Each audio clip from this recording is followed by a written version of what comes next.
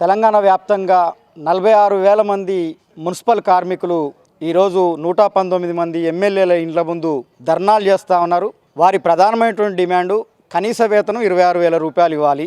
దాంతోపాటు క్రమబద్ధీకరణ చేయాలని ఈ పోరాటం జరుగుతూ ఉంది.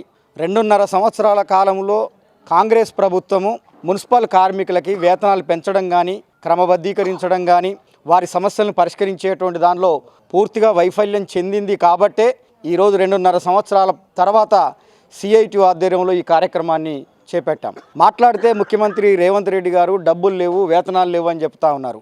పారిశుద్ధ్య కార్మికులు, సఫాయి కార్మికులు ఈరోజు వాళ్ళకు వేతనాలు పెంచడానికి మీ దగ్గర డబ్బులు లేవా అని మేము ప్రశ్నిస్తూ ఉన్నాం. 80% పైగా గ్రామాలలో, పట్టణాలలో, మున్సిపాలిటీలలో ఈరోజు దళితులు, గిరిజనులు, వెనుకబడిన తరగతుల వాళ్ళు ఆ పని చేస్తూ ఉన్నారు. వాళ్ళకి వేతనాలు ఎందుకు పెంచట్లేదు? సుప్రీంకోర్టు సమాన పనికి సమాన వేతనం ఇవ్వాలని 2019 అక్టోబర్లో తీర్పిచ్చింది. 7 సంవత్సరాలు అవుతూ ఉంది, దాన్ని అమలు చేయరు. ఈరోజు అత్యవసర సర్వీసులలో పనిచేసేటువంటి వాళ్ళందరూ కూడా అవుట్సోర్సింగ్ కార్మికులు ఉండొద్దని చెప్పింది సుప్రీంకోర్టు. మరి మీరు ఎందుకు పని చేయిస్తూ ఉన్నారు?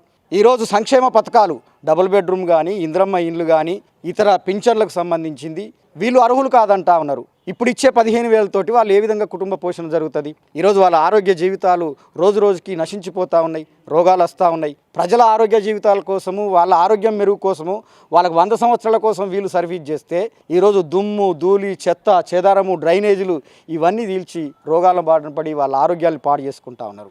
కాబట్టి 119 మంది ఎమ్మెల్యేలకు బాధ్యత లేదా? వీళ్ళు ఓట్లు ఇస్తేనే గెలిచారు. ఈరోజు వీళ్ళ గురించి అసెంబ్లీలో ఎందుకు మాట్లాడరు?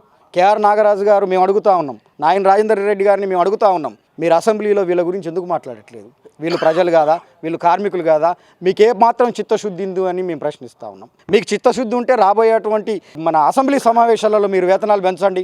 లేకపోతే రేపు 30వ తేదీన మంత్రి కొండ సురేఖ ఇల్లును మేము ముట్టడి చేస్తూ ఉన్నాం. తర్వాత జరగబోయేటువంటి పరిణామాలకు ఈ ప్రభుత్వము, ప్రజాప్రతినిధులు, కాంగ్రెస్ ప్రభుత్వం బాధ్యత వహించాలి. మున్సిపల్ కార్మికులకు వాళ్ళకి కనీస వేతనం 26,000 రూపాయలు పెంచాలని డిమాండ్తో ఇవాళ అనేక ప్రాంతాల్లో 119 ఎమ్మెల్యేల ముట్టడి చేసినట్టు సందర్భం ఈరోజు జరుగుతుంది.